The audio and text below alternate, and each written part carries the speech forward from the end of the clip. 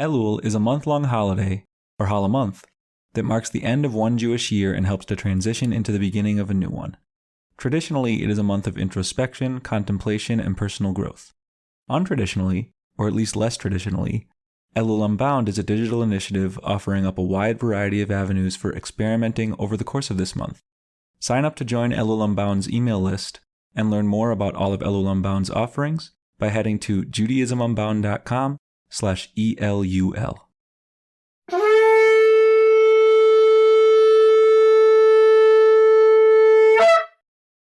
This is a special bonus edition of Judaism Unbound. Elul Unbound number 22, Shmita's third year. Welcome back, everyone. I'm Lex Rofberg. And I'm Wendy Bernstein-Lash. And today is very exciting. Today is the day where we are kicking off the month of Elul.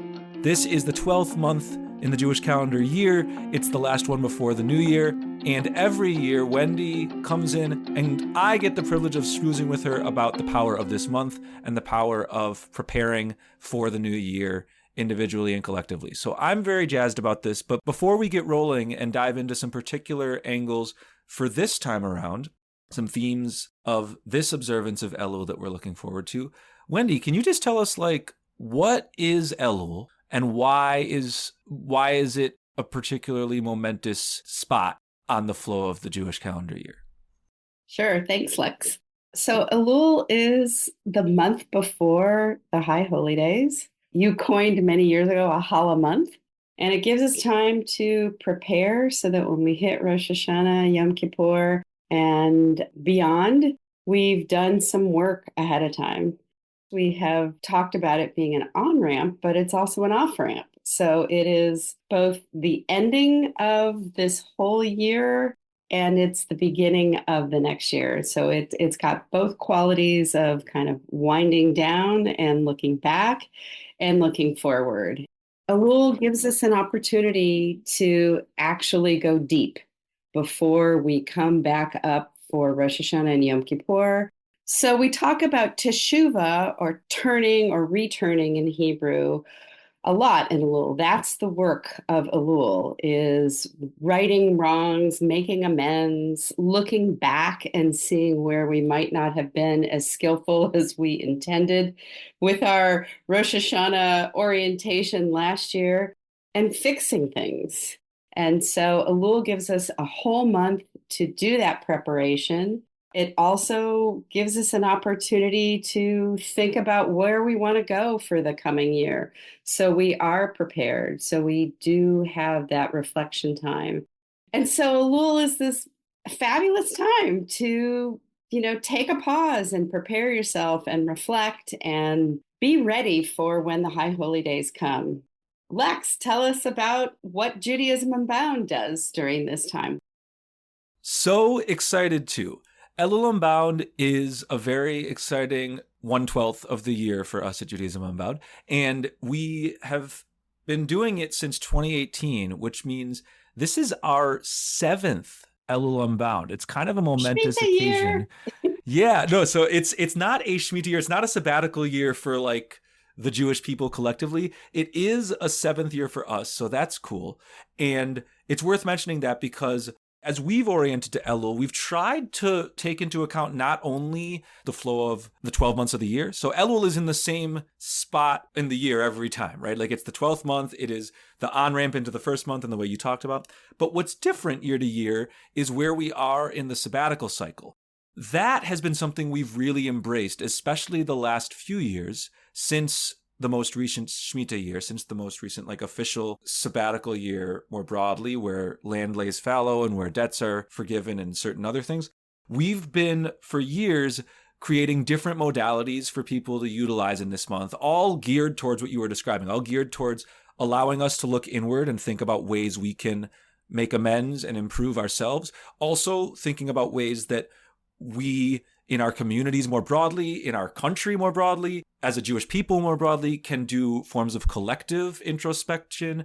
All of that's been part of this. And the way we sort of go about it is we provide on a multi-times a week basis different ways for people to experience this month. So sometimes that's textual forms. We'll send out, stories or articles. Sometimes it's videos. Right here, we've got our mini podcast. There will be one every week of this month. And we also have our whole catalog of past Elul's mini podcasts that we encourage folks to listen to.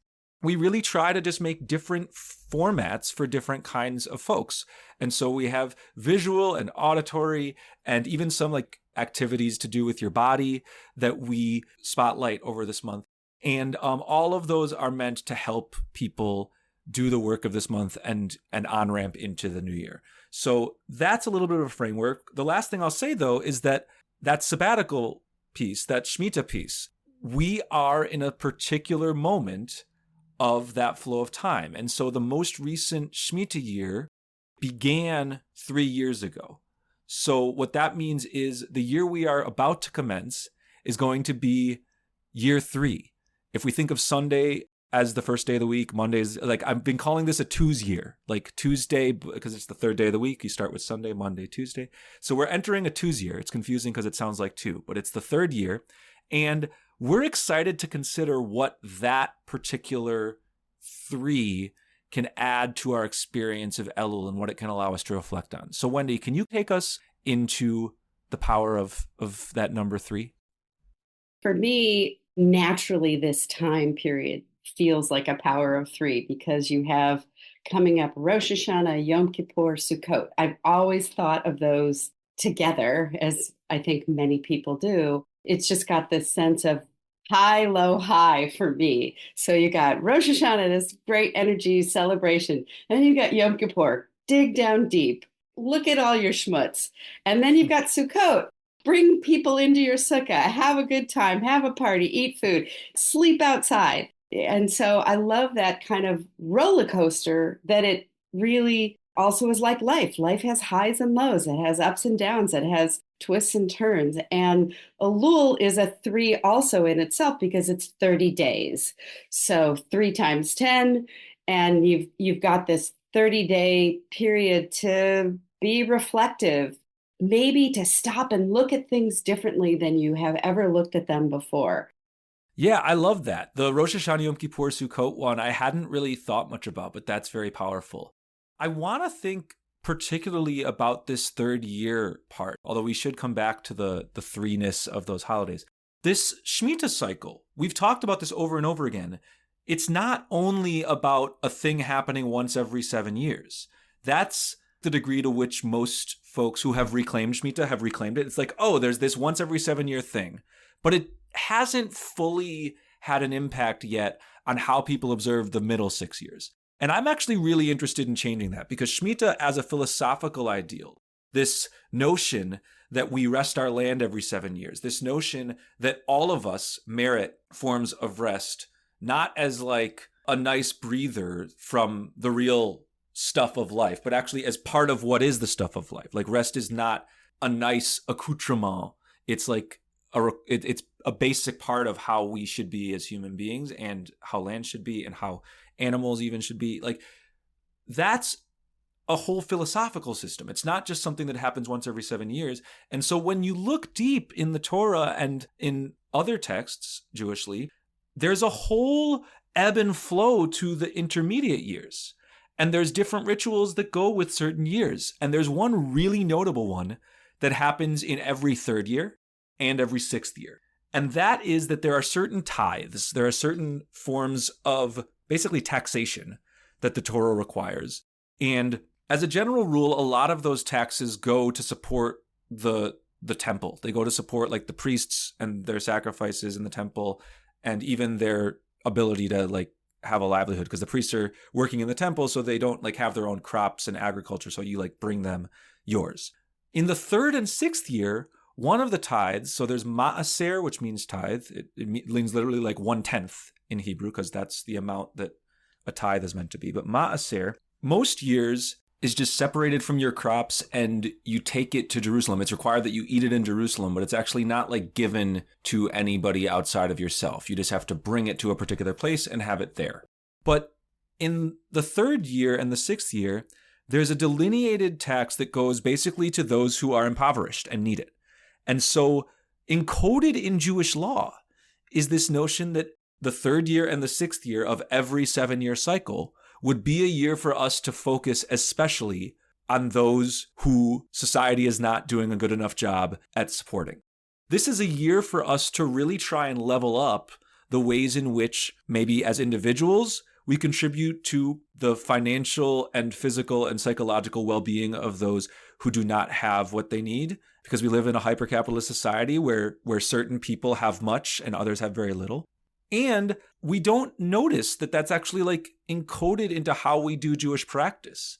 I think it's so important that this year, I mean, really all years, but especially a third year and a sixth year, we would notice that practice, which is called Ma'aser Oni, by the way, and maybe seek to re-enliven it. Because I think most communities see that practice as kind of, oh, that happened when the temple was standing and we had this cycle of tithes and we did different ones different years. Now we don't anymore. But I think we should still bring it back. I love that. I'm somebody who does accruals for things. And so I take a little bit each month and I put it in a pot. And then I can use that pot for something, whether it's repairs for my car or whatever I need it for, house maintenance. But I love that. I think I'm going to create a Shmita third year accrual. And so that every month I can remember I'm accruing for something and it's going to get bigger and bigger and bigger. So it's going to be a nice thing to do somewhere near the end of the Shmita year of this year, third year. So that's inspiring as a way to kind of keep the practice going all year long. I think that's awesome. I'm going to try to do something similar. And I really invite listeners to play around with different forms of this. I think for some, it could be like a setting aside that accrues over time. For others, it could just be like a monthly, I don't know, like a calendar reminder or something like that, where it's like, okay, once a month, I'm going to make an active, like I'm actively going to set up a donation to something if that's a form of support that I'm able to do. If financial support of those who are impoverished is not something that's possible, are there other ways that if you set aside time once a month to go to websites of local organizations, like they would have ways for you to help them or volunteer or support? Like that's all in play, I think. And this year, it's like truly directly from the Torah, a kind of Jewish act. It's not that in year 4 and year 5, we should like throw that aside, but I do think making an active effort this time around, whether it's through an accrual or just having moments that you build into your calendar to support those who are impoverished and like support shifts to our society that would make fewer people impoverished is really important. We hope that you'll be in touch with us with other ideas you have for building Ma'aser Oni, for building this tithe for those who are impoverished into our Jewish lives. We don't think we've come up with all the ideas. And if anything, the whole point of Elul Unbound is to generate more ideas from the broader Judaism Unbound community. So we hope that you'll send them our way. And I'd also like to say that part of the Elul Unbound experience is that we have weekly gatherings on Friday. And so there'll be 3 special gatherings, and it would be great to hear what people have come up with, to share, and to listen to other people and see what they have decided to do around this. And we hope that you will join us. We'll have those times listed. And if you sign up for emails for Elul Unbound, you'll get reminders. Yes, 100%. So thanks to all of you for listening. And what Wendy closed with is exactly right. We hope that you will journey with us through this month of Elul. And the way to do that is to go to judaismunbound.com/Elul. That's ELUL. And from that page, there's all sorts of things there. You'll see our mini podcasts from past years. You'll see a link to click on and sign up for our Zoom gatherings. But the first thing to do is to sign up for the email list, which is a couple emails a week where we send out different ways for you to engage with Elul. We'll feature some of our past materials that we've sent out and past activities that have landed really well on people and texts. We'll let you know when we have new bonus episodes like this one. And we'll remind you when those Zoom gatherings are so that you can come and share Elul space with others who are taking this month to be introspective. Another way into making some meaning this Elul is that Wendy is going to be teaching a 3-week mini course in the On Yeshiva. You can find that at judaismunbound.com/Elul or also through judaismunbound.com/classes alongside our other mini course options that are going to be offered this month. They're not all directly about Elul, but they're all taking place in Elul, and some relate to Rosh Hashanah and Yom Kippur in interesting ways. So check those out. We hope to see you in Zoom and traveling with us through emails and otherwise, and we can't wait for the rest of the month. Before we go, I wanted to quickly give a shout out to a new fiction podcast that's coming out soon. It's an audio drama about a young woman who travels to Berlin on a journey of Jewish self-discovery and finds herself thrust into a geopolitical crisis when Holocaust victims start rising from mass graves as zombies. As anti-Semitic conspiracy theories and nationalist protests break out, the protagonist realizes nobody is listening to the zombies themselves, one of whom is not only peaceful, but mysteriously drawn to her.